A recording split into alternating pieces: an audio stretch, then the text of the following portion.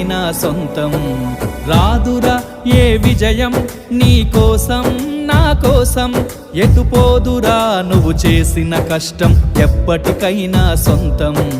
కాలంతో పయనించేవాడికి కానిది ఏముంది, సాధనతోనే సాధ్యమవ్వునని సదాశయంతో సాగర ముందుకు. రాదురా ఏ విజయం నీ కోసం నా కోసం, ఎటుపోదురా నువ్వు చేసిన కష్టం ఎప్పటికైనా సొంతం.